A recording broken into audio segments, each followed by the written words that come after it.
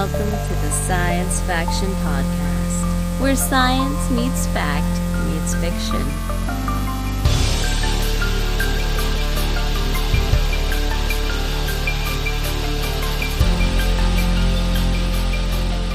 This is Science Faction for the week of April 22nd, 2025. I'm one of your hosts, Stephen Dominguez, and with me today, somebody fresh off of finding them Easter eggs. Yo, I'm Benjamin Daniel Lawless, and I found quite a few. Yeah. It's do you guys do your own personal ones for the kids? Usually we do. This year was a little different because we were off on vacation, but yeah, usually we do. Mm-hmm. This week was we were in Santa Cruz. We were doing vacation stuff. Weeks ago, Martine was like, "Hey, I need a vacation," and I was like, "All right," and she was like, "Let's go somewhere," and I was like, "Okay." And she goes, "How about Santa Cruz?" I said, "That's fine." and then it was like, "All right, let's find a weekend that works." And it was like, it was going to be a month until we had a free weekend because we're just always booked. So we ended up doing this whole Santa Cruz vacation thing. And we got a hotel like right on the beach, kind of paid extra for that. And then we ended up doing the boardwalk on one day. We went to the mystery spot another day, and we went to the, what's it called? Bear Mountain Trains. I don't know whatever it's called. There's this whole like train ride thing that you do. And we did that, and that went up the mountain. And then we had like 10 minutes to do an Easter egg hunt up there. Oh. And then took the little train back down. It's a steam engine. Gotcha. Yeah. So what was that place called? I don't remember. Apparently I went there when I was a kid. I don't remember it, but my parents do. And so we took that steam train around at some point when I was a kid. So anyways, that is how our Easter was. How was the mystery spot? The mystery spot was interesting. So this is a very well-known tourist location in not only in Santa Cruz, but kind of in California. I think mostly because it's been around for so long. It's a historical landmark. It's, according to their bumper sticker, it's California State Historical Landmark number 1055. And it's been around since the 50s, I think. Anyways, I think that's one reason why it's so well known. Another is that it's been the same ever since. Okay. Yeah. It's the same story. So the mystery spot, what's the story? You go there and you pay $10 for the tour, and they take you up to this cabin that's up the hill. And they said, in the middle of this cabin, there's a strange something underground, and here's a big old song and dance story about it.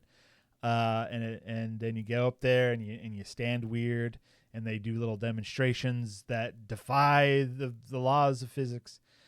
And then they say, "Thank you. Here's a bumper sticker," and off you go. Uh-huh. And that's all it is. And that's fine.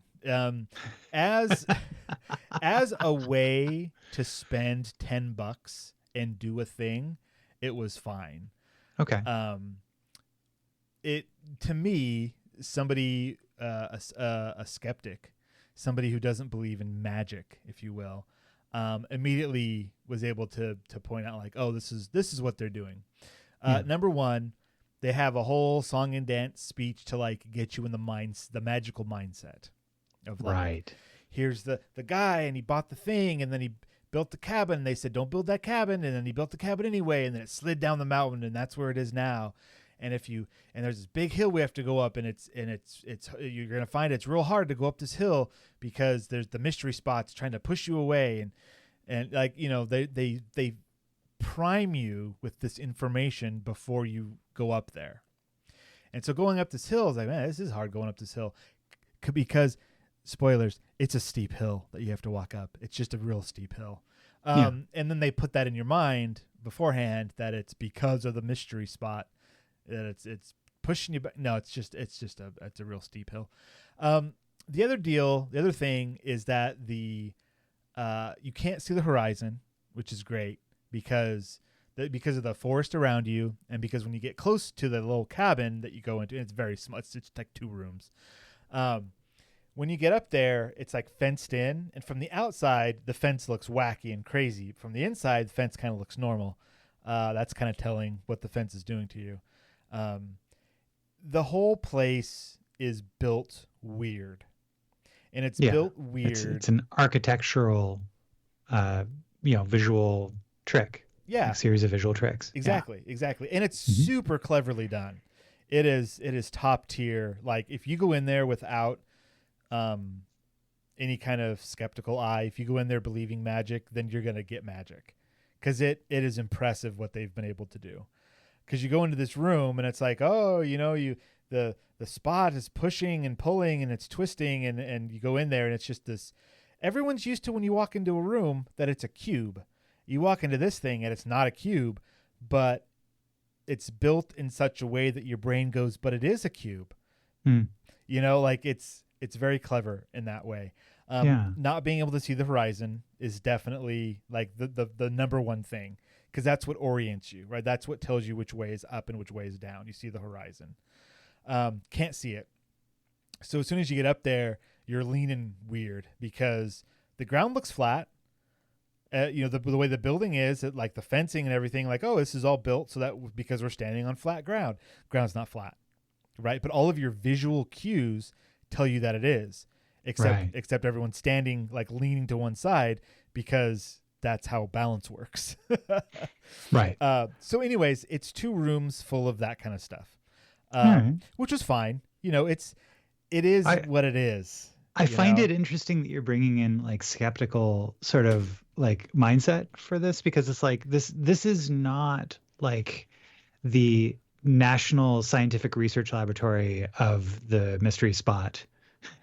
Like this isn't the CERN laboratory. This is like Disneyland. Like you've never been to Batu, right? Like you shut your mouth. Don't you ruin that for me.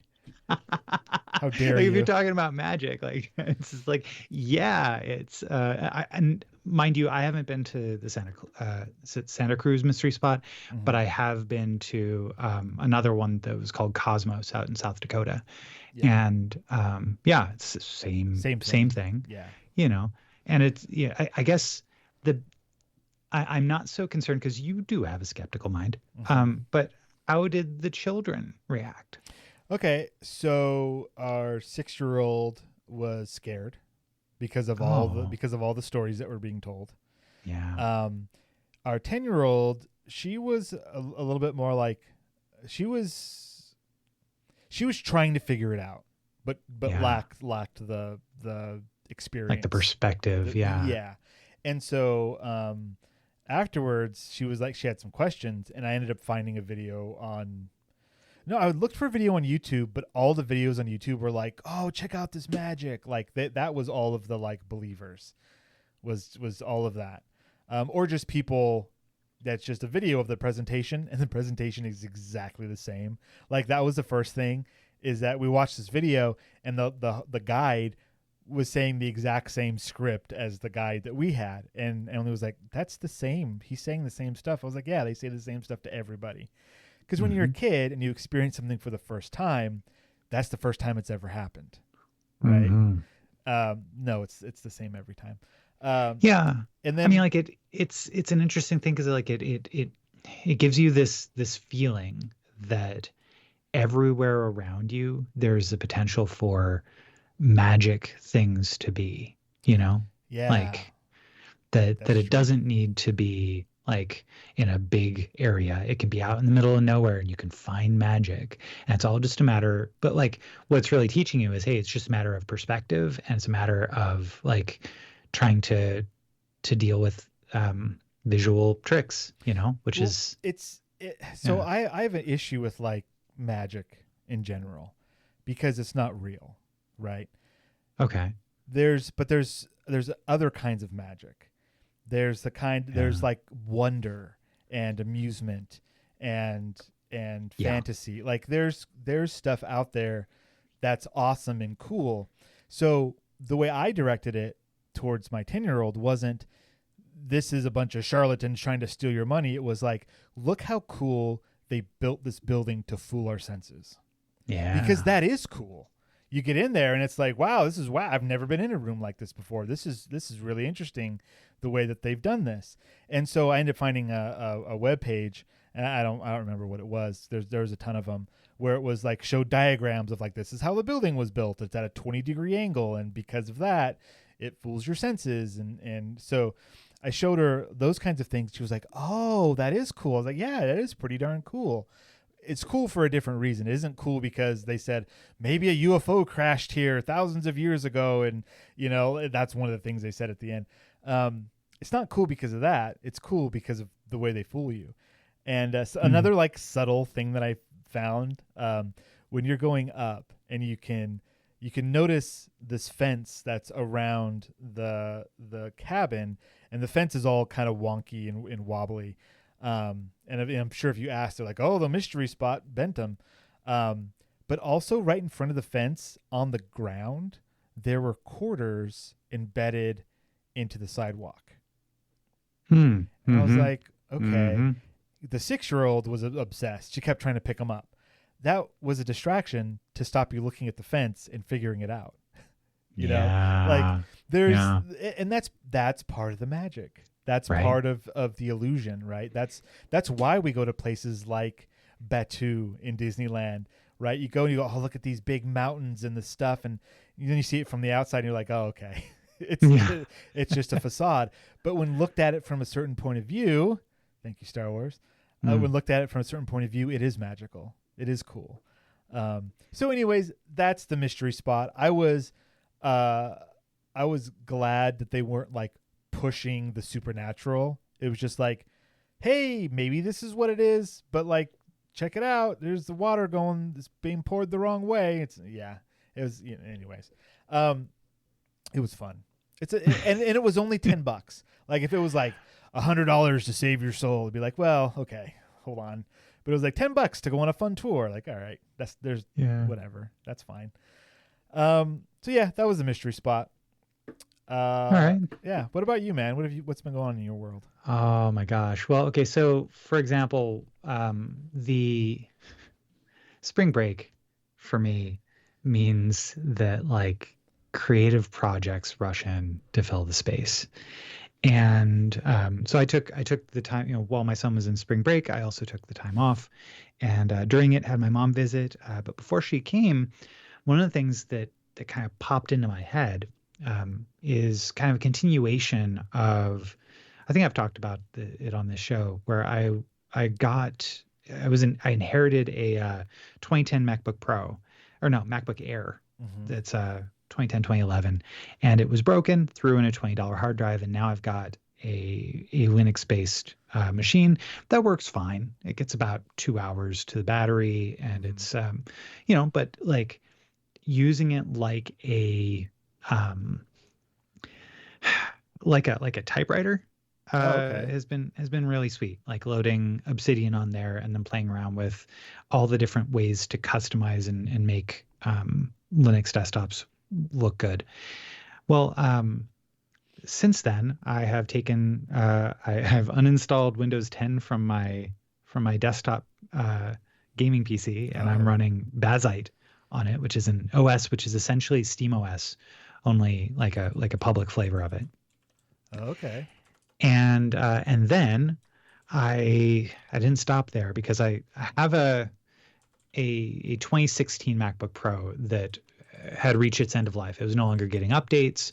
My wife had been using it, but then it got an issue that is very common to these called FlexGate, where on this particular model and then like a year or two after it of MacBook Pros, when you if you open and close the laptop lid so many times, the display cable starts to break. And so the display doesn't show anything when it's above 30 degrees angle. Ew. Or rather, it shows something, but it's more akin to a Nine Inch Nails album cover than like that's anything. awesome. Yeah, anything that's actually useful. So, yeah, my name's Ben, and I put Linux on the Nine Inch Nails album cover, and I ran Doom. It was great. Yeah, true. Well, first what I did is I plugged it into a monitor. I loaded Bazite on it as well, because my idea here was, how cool would this be to be like, instead of waiting for Steam to come onto the Xbox, why don't I just have my own console that I plug into the TV or into my arcade machine setup that I've got. And so I got Bazite installed on it. It worked really well. I then the next morning I removed the display, and it was not an easy bit of work, but I'm glad I did it. It took about an hour. And big shout out to iFixit, who's a local to us, you and me, company that I remember you applied for a job at one time. Oh yeah. Yeah. And guess what happened? Denied. That was years ago. But they had said, like, specifically that like this machine that I have has a repairability score of 1 out of 10. Higher meaning easier to repair. Yeah. You know? And so that tells you a little bit about like the particular how fraught this was. But I got the display removed, and now I've got it, and it's a Steam machine. It's a Steam Deck essentially. And like it has some other little quirks to it. When you remove the display, I think that the display probably also has the Wi-Fi card or the Wi-Fi antenna in it, so it no longer has Wi-Fi, which is fine. You know, I can plug in an Ethernet cable to it. It's fine. So it's just like half a laptop? Yeah. Interesting. It's a laptop without a display. So like they call it, other people who have done this recently, because there are a bunch of mad lads like me who have done this. Yeah. They call it a slab top. I'm sorry, a slab top? Slab top, yes. Wow. That's cool. Yeah. And so, yeah, sure enough, like it works. Just got a couple of little quirks about it, but the fact that it works the way it does for something that was just up on my shelf waiting to be recycled, and now this hardware has new life. And yeah, like it's been pretty freaking cool. That's awesome, man. Right on. Yeah. And Bazite's easy to install. Bazite is easy to install. Did I spell it right in the notes? You didn't. It's all right. I'll correct it. There's 2 Z's. Oh, actually, well, yeah. I guess that's on me. Bazite.gg, Bazite.goodgame is their website, and yeah. Why not? Okay. You also did me a huge favor. We'll end on this bit before we get to our future now. You took care of the Dominguez farm while we were away for several days. That's right. Yeah, last week we talked about the scope creep. Yeah, from dogs and chickens to dogs and chickens and chicks. Yeah. And boy, you've got some really cute and loving and adorable creatures living on your little homestead there. But our parcel. Yeah. Well, got to get them eggs. That's where the money is. I'll tell you that every day I was happy to do it, except for the last day, and I'll tell you why. Tell me why. When because my wife didn't take any additional days off. Like during this, she had the weekend, and then during the weekend I had my mother in town, and so like getting up early and getting out the door and being around to feed your dog around 8 a.m. was not a problem because I was already getting up super early. Okay. But I'll tell you, Monday morning when I didn't have anything else to do, that was real hard. Actually, my eyes opened at 8:40 and Nicole looked over at me and she's like, "You've got to go feed Annabelle, don't you?" I'm like, "Yeah." Oh man. And every other day it was like super easy, barely an inconvenience. But Monday. Hey, Monday. Those Mondays, Garfield had a point. You know. All the animals are healthy. It's fun for us because when the baby chicks, they grow fast. And so the several days that we were gone, they like doubled in size.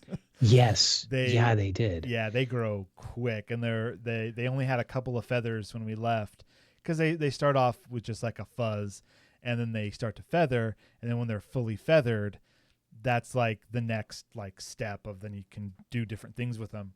And they're like halfway feathered now, and it was like, whoa, that was quick. Yeah. It's insane how fast they grow. Indeed. Okay. Good times. You know what? We have to, I don't know. Should this be in future or now? Maybe it should be. The Last of Us.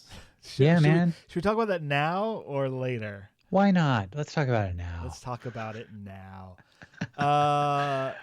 And this is kind of a surprise to me because I've not been watching things in the evenings. Okay. And or if I do watch things in the evenings, it is comfort cozy, like little bits of things, not The Last of Us season 2. No. So let's just spoilers for The Last of Us season 2, episodes 1 and 2, probably the first season, probably video game stuff. This is all spoilers. So if you haven't watched it yet, I mean, you've probably heard about it by now, but a big thing happened, and so we're going to talk about it a little bit. Yeah. And I'd like to kind of mention, like, speaking of the video game, I have played a little bit of the second game, and in fact, I stopped right at the end of when this episode stopped. I was like, oh yeah, hey, well that was kind of big. I wonder what's going to happen next. I'm sure that the big thing will happen is yet to come. And so you're telling me that is the big thing that probably prompts how things are going to go from here on out. Yes. Okay. Yeah. That's all right. Okay. Gotcha. Yeah. So, okay. We'll put it out there. You're going to rip off the bandage. I'm going to rip off the bandage. Joel dies. Joel is murdered. Right. Joel gets what's coming to him. Yeah. So this is the thing that divided the video game community right off the bat, because you spend the entire first game, and if you're watching the entire first season, following Joel and Ellie. And specifically in the game, you control Joel. That is you. That is what you do. You are the one that does all the things that Joel does. So at the end of season 1, at the end of the first game, you gun down everybody in that hospital to save Ellie's life. Just like Joel did. Yeah. There are repercussions. And what's interesting about the way it's presented in the show versus the video game is in the video game, you don't know Abby's story. Right. For a while. Until, I mean, yeah. And for season 1, like right off the first scene of season 2, they're all standing around a little graveyard, and she's like, I'm going to kill him slow. And you're like, oh, okay, there's her motivation.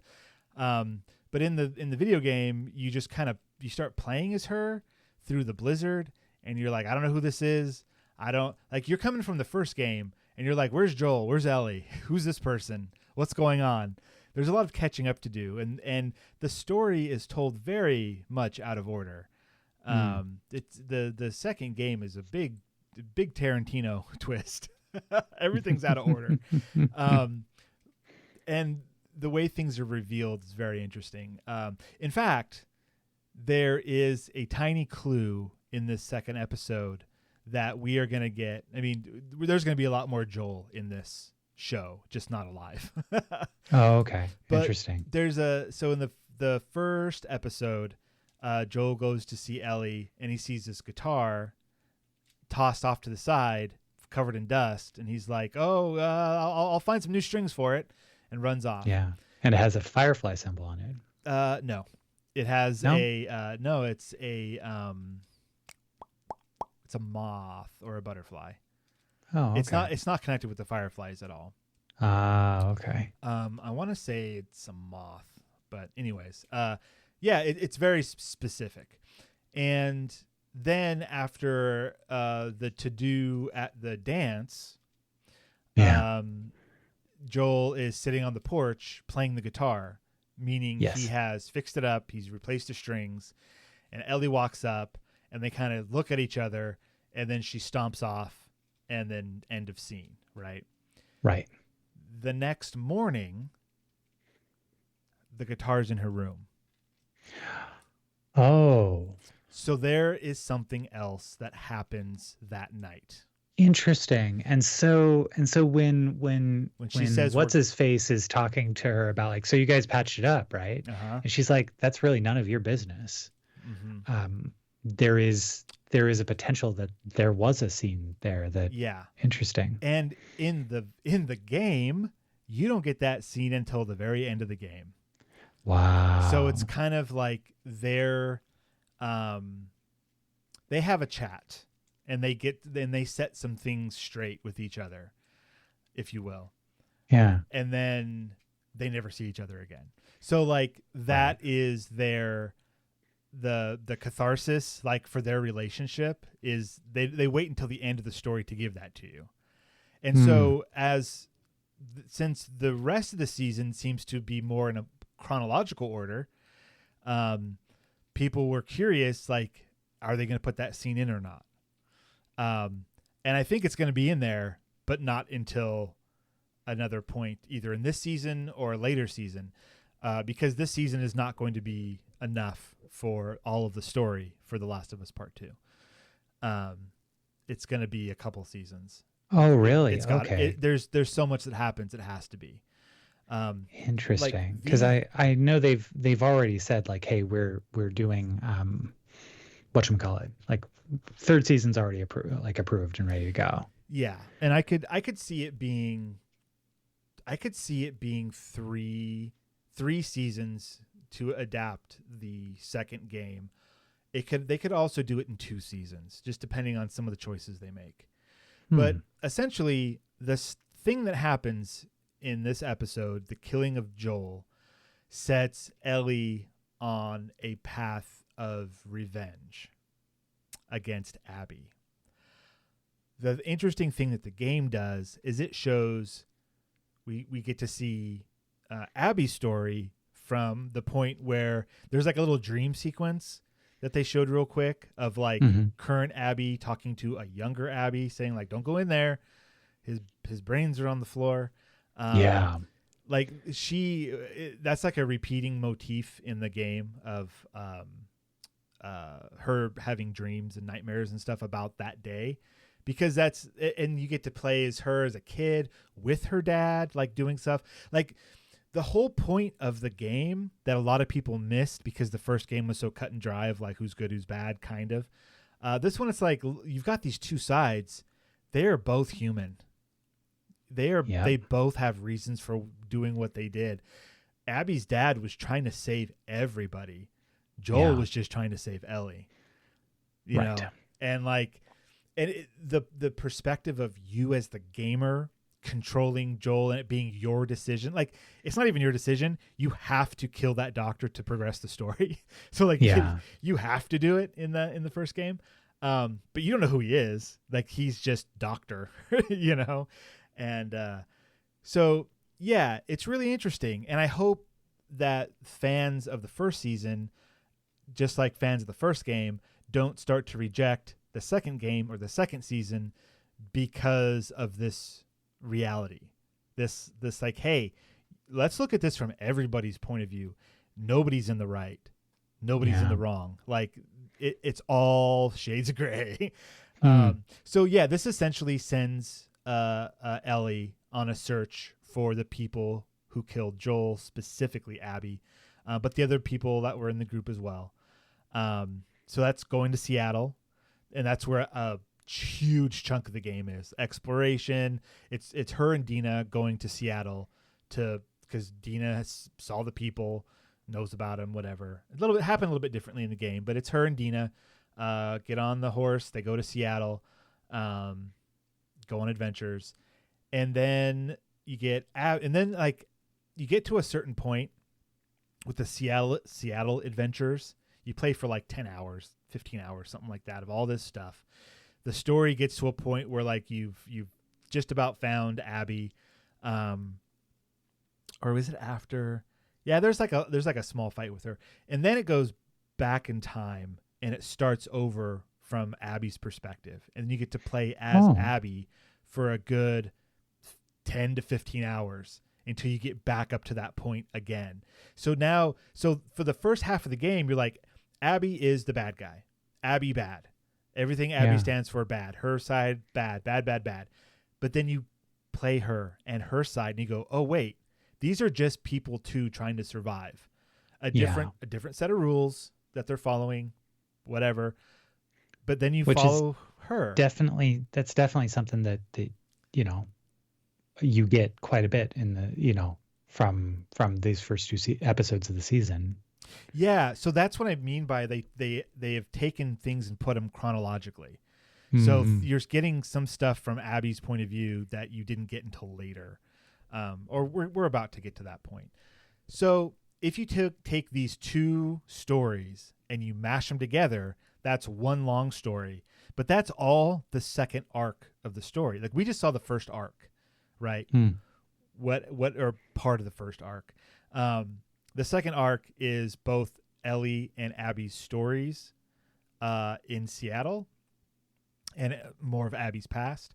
And then there's a third arc, which I'm not going to talk about at all. But there's like a third location, a third everything. And so that's what I'm thinking they could take this season to do Abby and Ellie's story. And then that could either be this season or this season and next season. And then a fourth season to finish out the last arc of the story from the game, which is a little bit more linear, still from the two different points of view, but it's different. And then there's the flashbacks. So something else that we've seen from the trailers already is there's a very significant flashback with Ellie and Joel sometime between the two games. And so I'm guessing that some point during this season some point during this season we're gonna get that flashback, and I'm guessing it's gonna be an episode long flashback. Gotcha. Because there's a lot that happens, a lot of character development between the two, a lot of them kind of. I think it's Ellie's birthday, yeah, and Joel takes her to a museum, and it's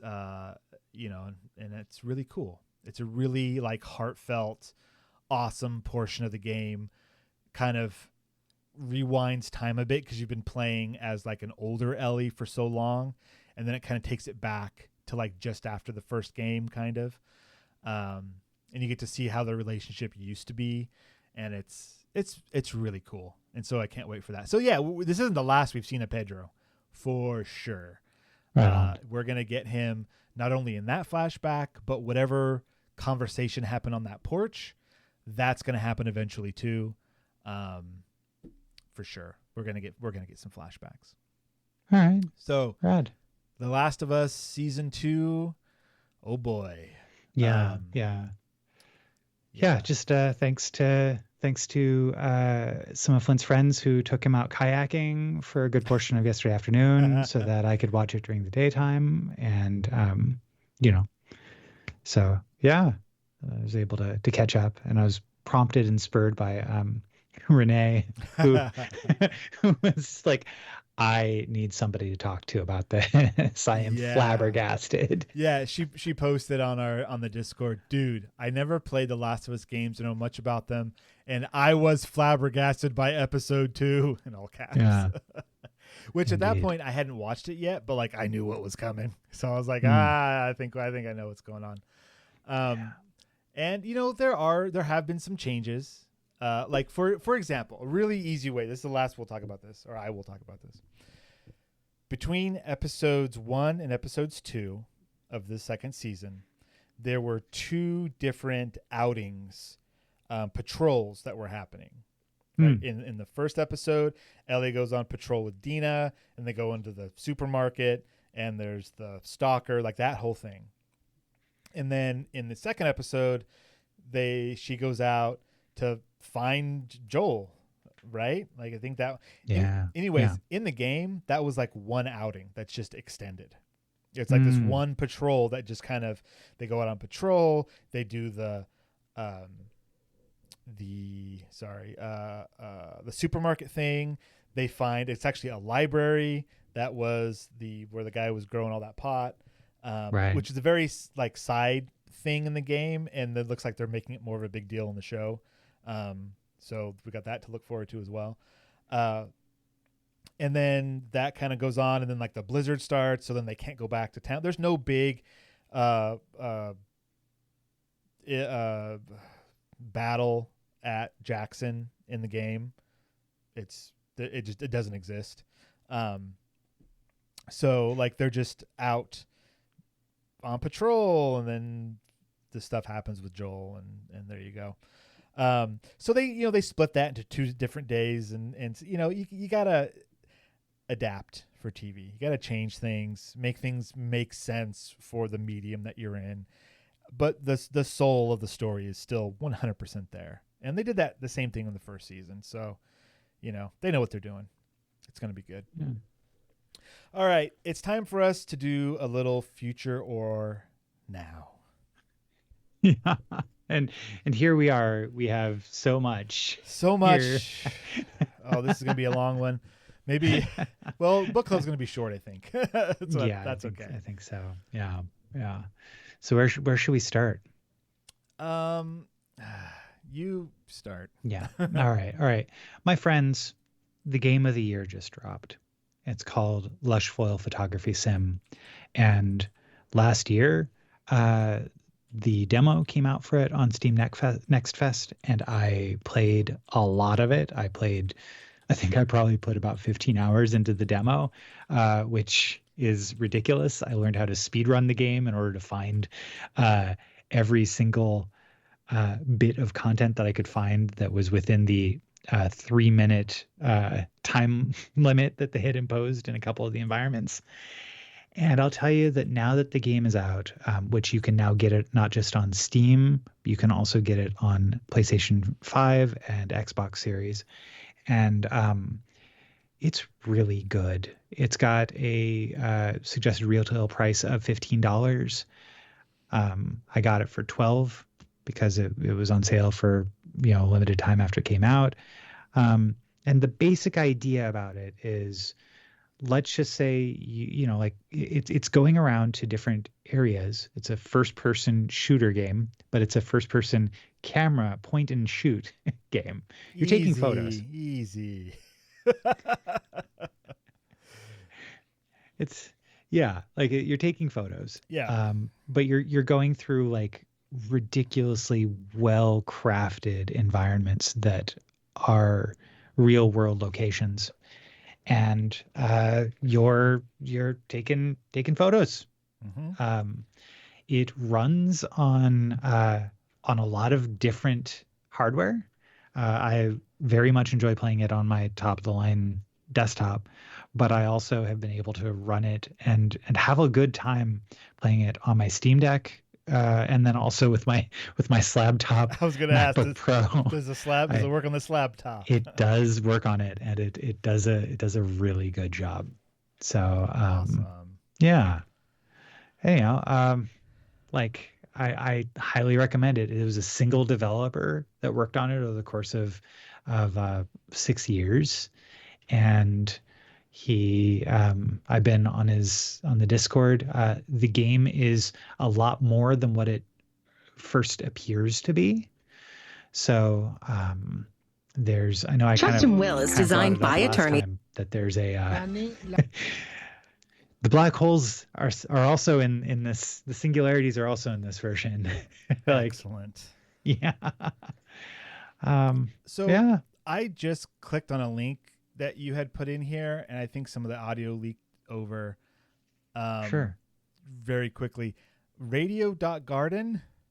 Radio.garden. All right. Next up. Yeah. So this is a. Sorry, just because I clicked on it, I know the audio, like something just happened real quick, but. Moving past Lush Foil Photography Simulator. Game of the year. Like, yes, it's my game of the year already. It's not, who knows? That's amazing.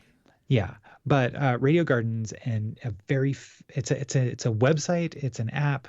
You can get on your phone. You can, but the entire idea behind it is you have the globe of the earth, and you can spin it around and zoom in anywhere on the world and find local radio stations that are free to listen to from those areas. Oh, okay. And I really enjoy it because I like a lot of Afrobeat. I like a lot of the pop music coming out of Africa and South Africa. Like that stuff is really cool, and so it's neat to get local radio stations you can kind of just browse through there. But what's also fascinating about it is they have kind of a game in here. And so if you go to the website, you go into the app, and you click an icon that's on the right hand side that looks like a hot air balloon. Mm-hmm. You can click it, and it goes to a random part of the globe, zoomed in, and plays a random radio station from there. And it starts zooming out, and it encourages you to guess where you're at in the world. Oh, okay. Via what you see or via what you hear? I mean, both. Both. Right? Okay. Yeah. All your senses. Yeah. So, and that was a neat little thing we played with the family for a good hour one morning during the spring break, was just, clicking that button and going, well, where'd we end up now? What's that language? What kind of music is playing here? So yeah. Amazing. I recommend it. Cool. It's a lot of fun, and it's free. Link in our show notes. Radio.garden. There it is. All right, Your turn. I'm gonna talk about a couple things here. I'm gonna rapid fire these. But first, we never said where Devon is. He's in Barcelona. Yeah. Yeah, poor guy. That's all we know. That's all he's told us. That was part of the his sister-in-law's wedding honeymoon that he and his wife are going on as well in Barcelona. It's that's their vacation. Good for them. That's why he's not here today. If he had gone to a different location, perhaps Japan, he could have been part of the Star Wars celebration. Yay! Segue. That's a good one. Thank you. Nice. Yeah, so Celebration happened. It was in Japan this year, which means that like the news was at weird times. Like all of a sudden, like here's some information. You're like, it's 9:00 at night. What's going on? But I've collected bits of it, and I'm about to present them to you now. First of all, okay, The Mandalorian and Grogu. They showed a little trailer for that. It looks like The Mandalorian and Grogu. What's her name? Ripley from Aliens. Sigourney Weaver. She's in it as well. Oh, okay. It looks like she is either part of the Republic or part of the Resistance or something, and she's working with Din Djarin for reasons. There was also a scene that showed Zeb, which we saw quickly. Mando season, or was it Ahsoka? No, it wasn't Ahsoka. I think he was in Ahsoka, but no, wait. No. Was it in Book of Boba Fett? Zeb? I don't remember. All right, whatever. But we've seen Zeb recently. Now he's coming back. Let's go. He's coming back. He's going to be so. The Mandalorian and Grogu is a movie, so that's coming to the big screen. which is interesting because it's like, do you have to have seen the show to understand? Are they just going to assume that anyone who's going to go watch that knows who Grogu is and what, like, it's just kind of an interesting thing that they're deciding to put it on the big screen. But that's happening. There's release dates. I don't have them in front of me, but so this is a theatrical release. Is a theatrical release. Yes. All right. Yeah. I don't know for how long. It's been a while since a Star Wars has been on the old big screen, so maybe this is their first attempt. I mean, we had the Solo movie, we had Rogue One. They're not part of the main thing, but then after that, no more movies came out. That was it. It was so weird. And there was nothing after that. Nothing with a 7, 8, or a 9 in it at all. No, I'm not that kind of person. I'm thankful for some of the things that the sequel trilogy did. So was it The Rise of Skywalker? That was the last theatrical release, I'm pretty sure.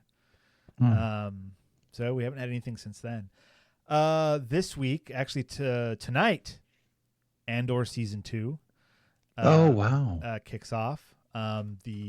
The final season, because it goes right up to Rogue One. Speaking of Rogue One, so that starts tonight. There's going to be 3 time jumps, I believe. So it's going to be like 3 story arcs connecting from season 1 to Rogue One. We've got Ben Mendelsohn back as Director Krennic. We have Saw Gerrera. I forget the actor's name. A lot of people come back. Alan Tudyk doing K2SO. Nice. They're all coming back, or were there before, whatever. So yeah, that's looking great. Ahsoka season 2. Again, there's a date for it. I don't know what it is. The exciting part is that Dave Filoni says, "Hey, we let Jon Favreau play with all the toys in The Mandalorian and Grogu, and so we get some of those toys too." Zeb's going to be in Ahsoka season 2. Nice. We're going to have more Ezra in Ahsoka season 2. There's going to be more Hera and more Chopper in Ahsoka season 2. Most importantly, and like the big announcement, Hayden Christensen back for season 2. So the only way that makes sense is more flashbacks to the Clone Wars or Force Ghost. So we'll see. But he was there. Everyone's all excited about it. In animation news, we're getting a new animated show called Maul, Shadow Lord. Voiced by Sam Witwer, the same guy who's been voicing him through the Clone Wars and Rebels. And this takes place about a year after the end of the Clone Wars. And since it's called Shadow Lord, I'm guessing it's going to be his like criminal underground stuff that he pulls together. Nice. Which would have like a connection back to Solo, a Star Wars story. If you remember at the end of that movie, we got who could forget the return of Darth Maul talking to Kira. So yeah, he becomes a big like crime lord essentially. And while the Empire is doing its thing. So I guess this is going to follow his story doing that stuff. That's kind of cool. The other movie that was announced, and it's not going to start shooting until fall of this year. So it's going to be a while till it comes out, but called Star Wars Starfighter. Starring Ryan Gosling. Okay. Yeah. I think that was everyone's reaction. All right. Yeah, that's all that we know. My assumption is that this is what happened to Rogue Squadron. Okay. A couple of years ago, they announced a Rogue Squadron movie that dissipated. Never became, because the director was the same director that did Wonder Woman 1989, 84, 84, yeah, 84, whichever. whatever it was, and that was not well received. And then after that, I think that whole thing kind of went away. So yeah, it's no longer called the Rogue Squadron. This could be a completely different thing. It's just that Rogue Squadron is starfighters, and this is called Star Wars Starfighter. So Right. But that's all we know about it. So more information as it develops. The last bit is that we're getting another Vision, Star Wars Visions, Right on. Volume 3, and they announced all the different animation houses that are doing stuff. So the first season was all like Japanese, like anime inspired. The second season seemed to be way more, forgive me if I'm wrong, South American. I don't know if that's true. I thought it was always anime inspired. Second season had a lot, like, that's interesting. All right. So did it seem like this was inspired by any particular, the studios that they announced I think they were like Japanese animation studios. Okay. Yeah. Gotcha. Yeah. So the second volume expanded the series to animation studios around the world, featuring shorts from Spain, Ireland, Chile, United Kingdom, South Korea, France, India, United States, South Africa, Ireland, with one studio from Japan. Okay. So, yeah. Okay. Well, I don't know. You could look through the list of studios. I'm sure it's online somewhere for Volume 3. The only one I really recognized was Trigger, but the other ones looked like, at least several of them looked like they were also Japanese. I could be wrong. That could be me being racist, and I apologize for that. I guess that was just my assumption.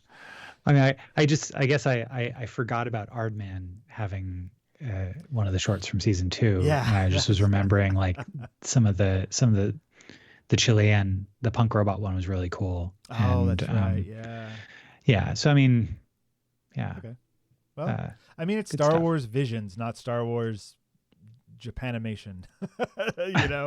It's I don't know like how they go about choosing what studios to do what, but I guess there's also going to be like a little spin-off from the Ninth Jedi, which I don't remember that story, but there's going to be like more about that. I don't remember which story that was though. That was in the first season. Okay. It was. Sorry, I'm scrolling through the Wikipedia. The Ninth Jedi was about many generations after the Jedi Order became almost extinct. Margrave Juro, ruler of the planet Hyazlan, invites 7 Jedi to his Ariel temple to receive lightsabers made with kyber crystals from his planet. That's right.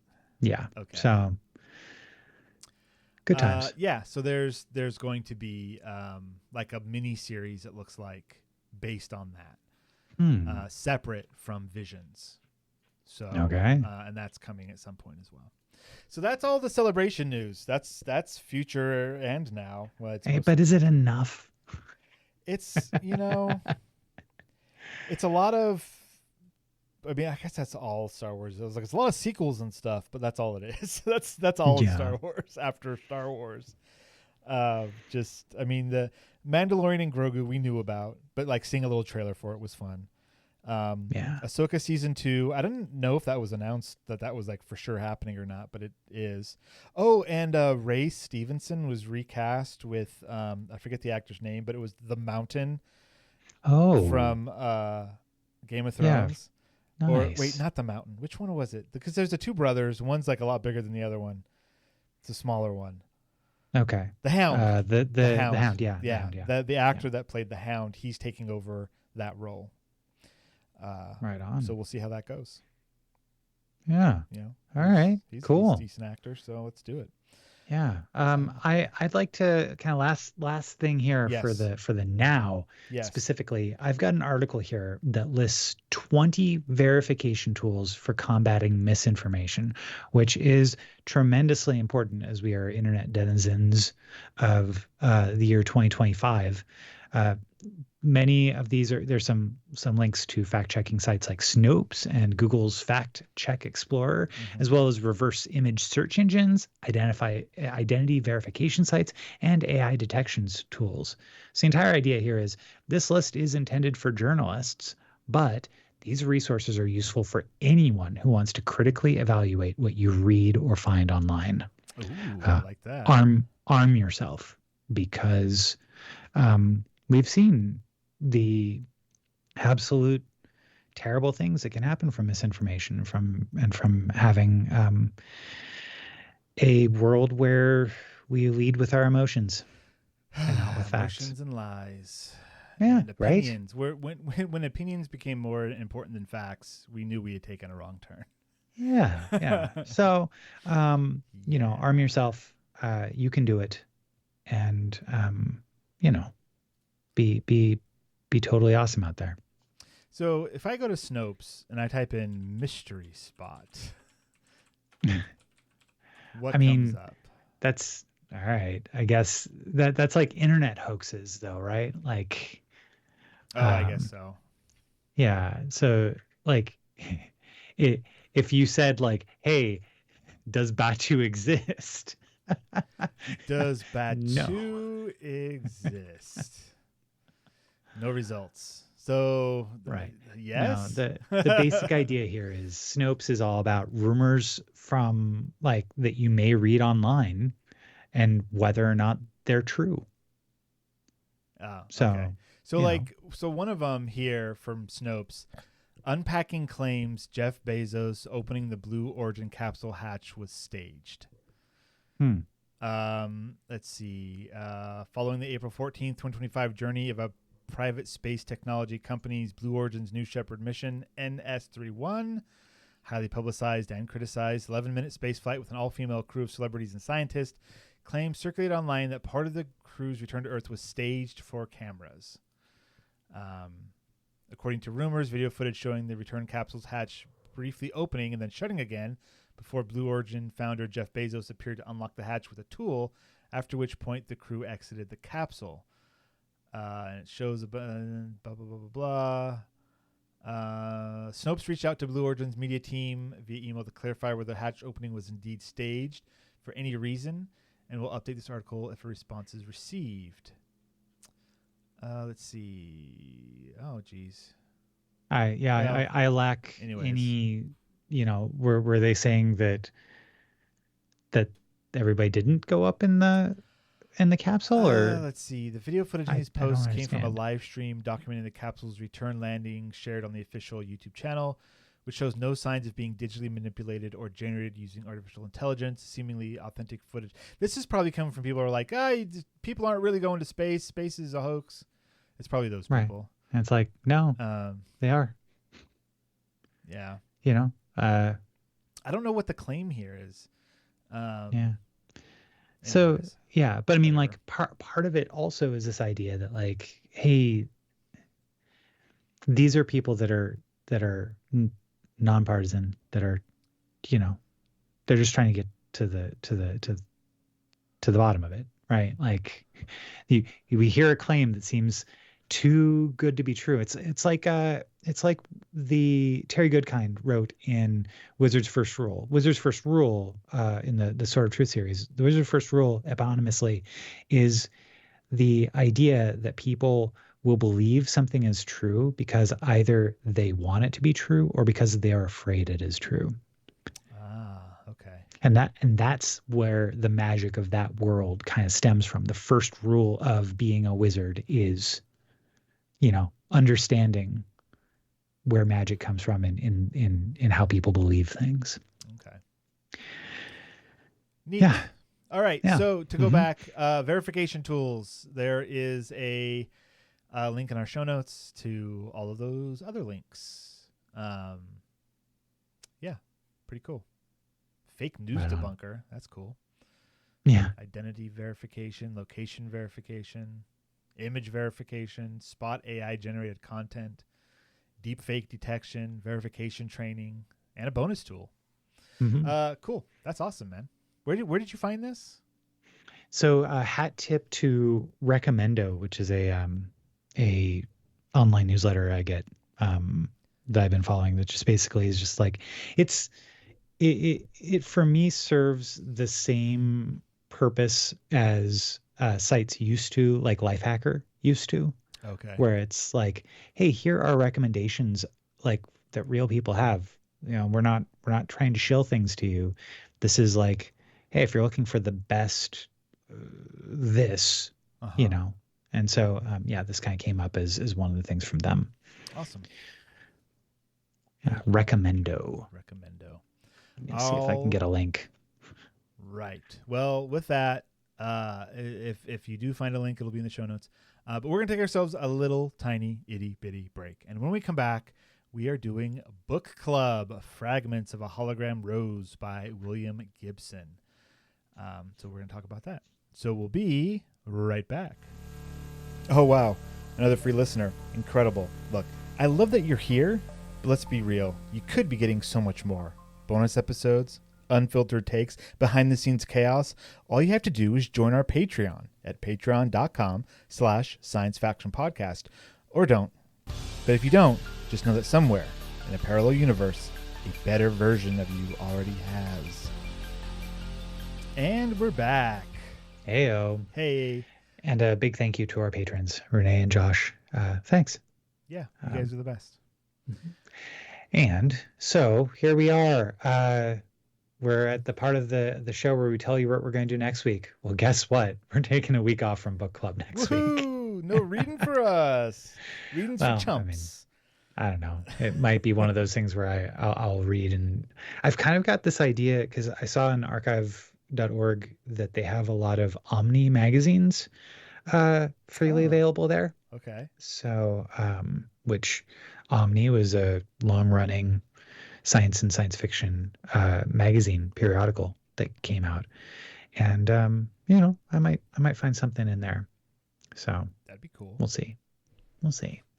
But this week we have read Fragments of a Hologram Rose by William Gibson in his collection of short stories called Burning Chrome. Yes, indeed. And this is notable because why? Because this was one of his first short stories ever published. I'm looking. I had a window open, and now it's not there.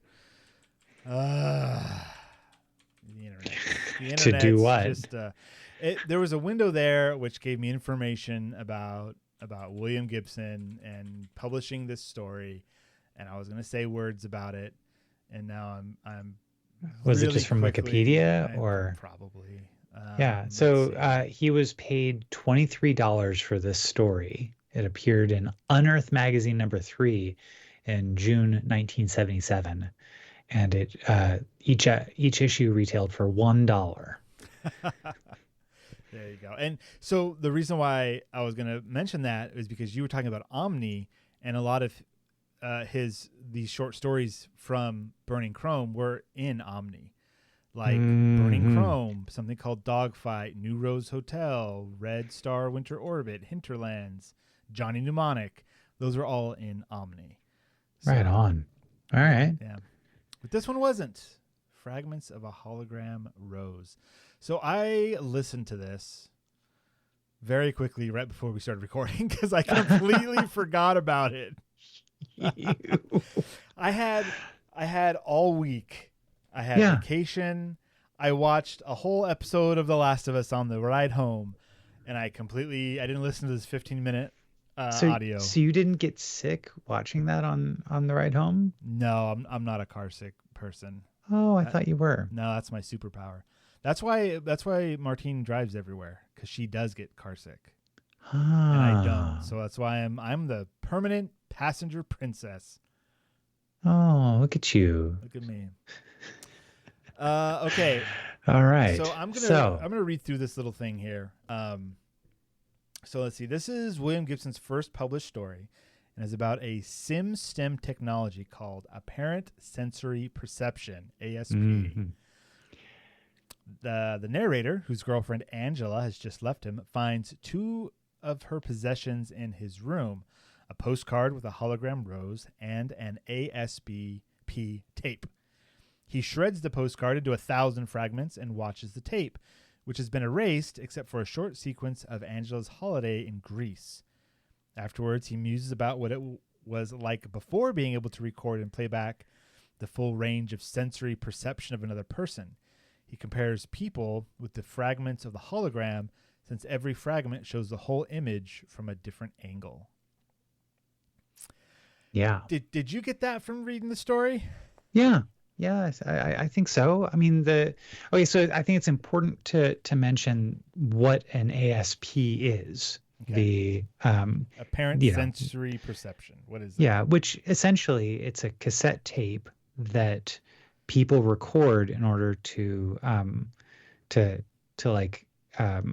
share with others. It's like, hey, here I am doing this thing, and now you get to be me. It's kind of a virtual reality program where you relive someone's, stuff that they were doing. So, for example, the one right at the beginning is this yogi that with a 20/20 vision and an abnormally acute color sense.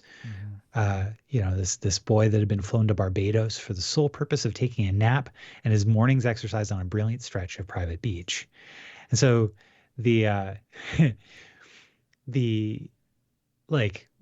what's fascinating is that there's a lot of discussion about like how people use ASP in order to get to different states of sleep without basically inducing states of sleep.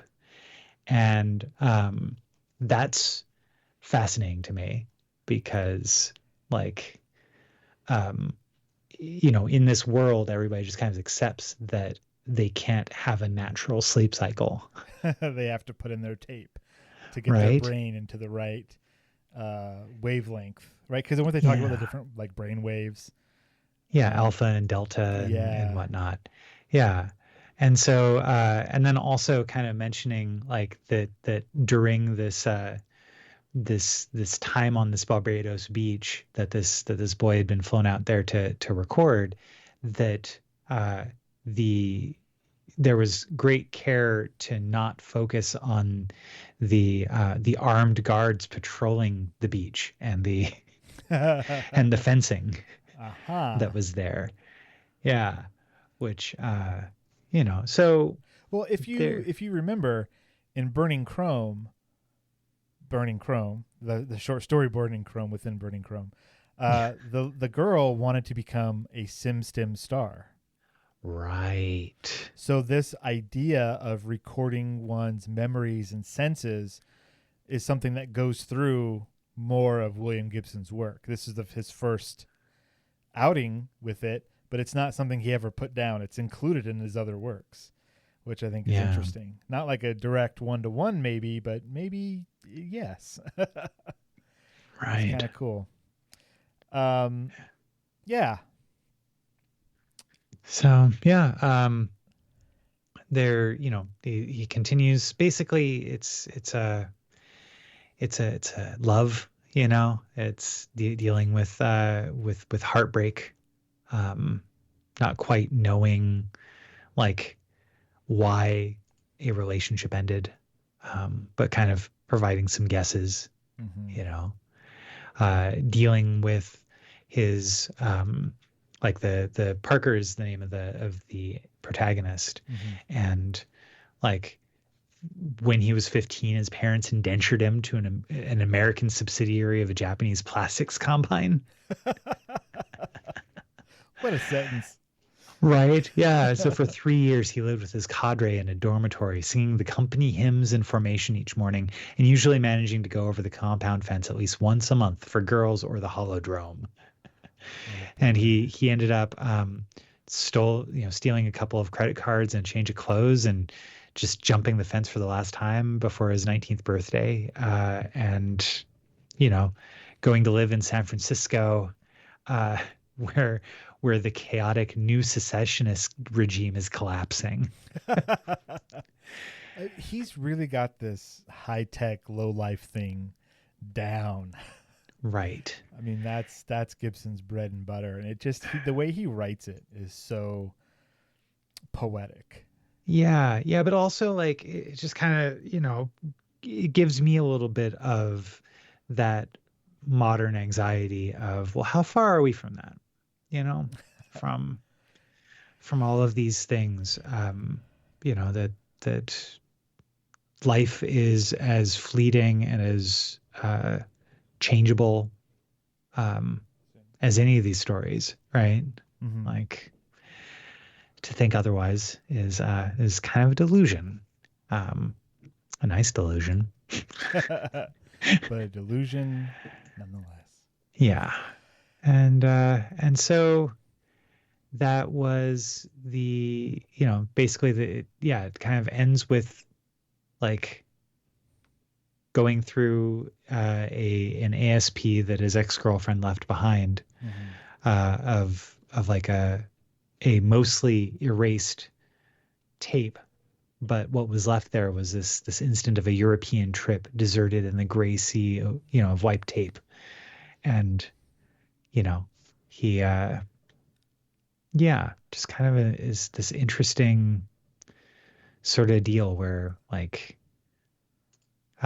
every fragment, I guess right at the end there, but each fragment reveals the rose from a different angle, he remembered, but Delta swept over him before he could ask himself what that might mean. Meaning he fell asleep. Well, the delta being, the delta waves of sleep. But what I find interesting about this story is that it has a lot of like seeds for things that William Gibson will develop later in his other writings. And it didn't seem to have like, I mean, it was really short. It's only like 8 pages or something like that.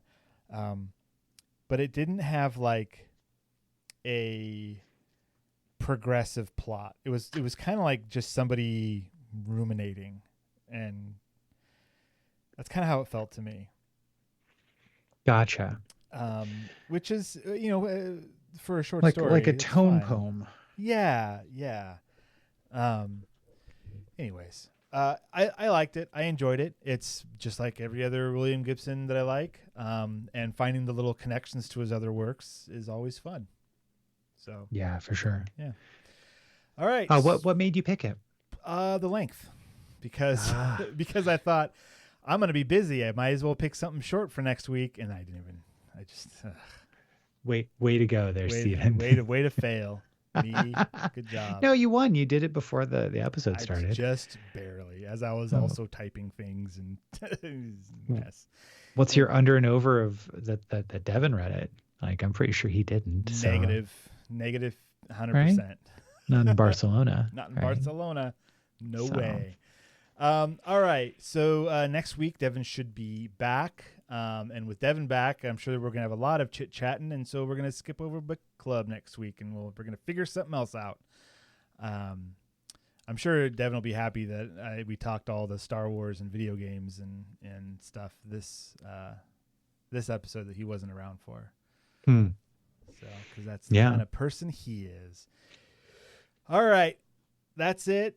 Give me your make a funny. Let's go. All right. Well, I told the doctor I have a problem with my right ear. He asked, "Are you sure?" I said, "Yes, I'm definite." Good night, everybody.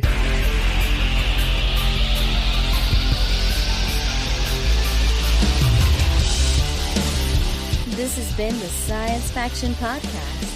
Tweet to the host at SciFact Podcast. Email them at sciencefactionpodcast@gmail.com and visit sciencefactionpodcast.com for more episodes.